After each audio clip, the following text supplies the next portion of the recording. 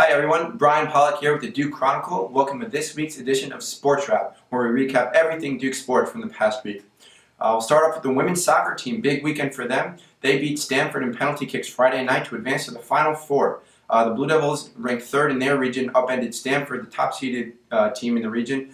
Everything was tied after one going after regulation, 90 minutes of play, but the Blue Devils prevailed in overtime, thanks in large part to two key saves from goalkeeper E.J. Proctor. The team advanced 3-2 in penalty kicks. Now head coach Robbie Church's squad will head to the Final Four for the first time since 2011.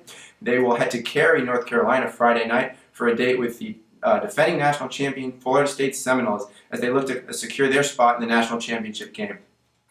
Now on to the hardwood, where the men's basketball team picked up a pair of victories this week and extended their current non-conference home record winning streak to almost 120. Blue Devils beat Yale 80-61 Wednesday night on Thanksgiving Eve, but it was a tougher battle than the final score may indicate. Yale came out firing from the opening tip. They scored the game's first 9 points and led for much of the first half, but a big run late in the first half, early in the second half, carried the Blue Devils to the final margin of victory.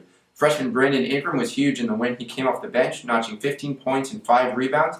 The Blue Devils also employed a 1-3-1 zone that really helped them in that game. Coach K diverting from his usual man-to-man defense, going with the 1-3-1 with Ingram, junior Matt Jones, and senior Emil Jefferson up top, give the Blue Devils a little length and harass the Bulldog shooters.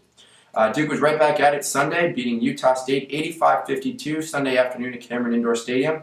This time it was freshman Luke Kennard with the big day. Career-high 22 points, including 4 triples, as his shot is finally starting to fall. Sophomore Grayson Allen also scored 22 points as he continues to build on his strong start from early in the year. Duke is right back at it Wednesday evening. It's part of the ACC Big Ten Challenge. They'll play number 13 Indiana, so big matchup there to look out for midweek. Now onto the gridiron, where the Duke football team snapped its 4-game losing streak this weekend, finishing the regular season at 7-5 thanks to a 27-21 victory on the road at Wake Forest Saturday.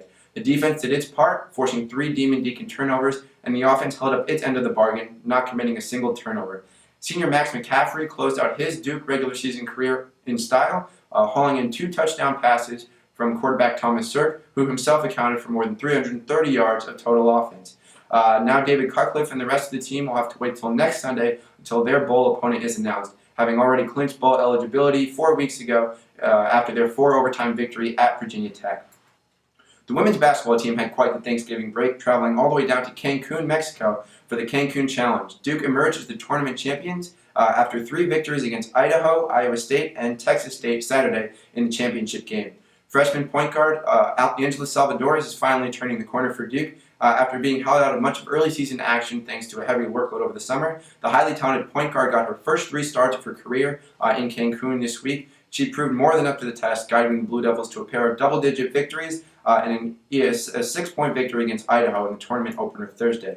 Sophomore Azrae Stevens continued her strong play from last year and early this year, taking home tournament MVP honors. The women's team will also be in action in the ACC Big Ten Challenge this week, taking on Minnesota, so a key pair of ACC Big Ten Challenge basketball games to watch out for this week. Last but not least, the volleyball team, a pair of victories this weekend. First on Wednesday, defeating local rival NC State in 3 sets thanks to the strong play of Jordan Tucker and Leah Meyer. The Blue Devils looked to avenge a loss to the Wolfpack earlier this year and were able to do so. Lastly, on Saturday, in a Tobacco Road rivalry, Duke took care of North Carolina 4 sets on Senior Day. Senior Emily Sklar led the way, finishing out a fantastic career for the Blue Devils, 17 kills and 17 digs for the senior outside hitter.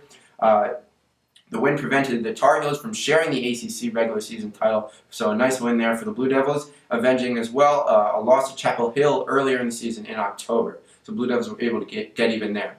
That's it for us. Thanks for watching. All updated on another week of Duke Sports, and we'll see you next time on Sportswrap. Thank you.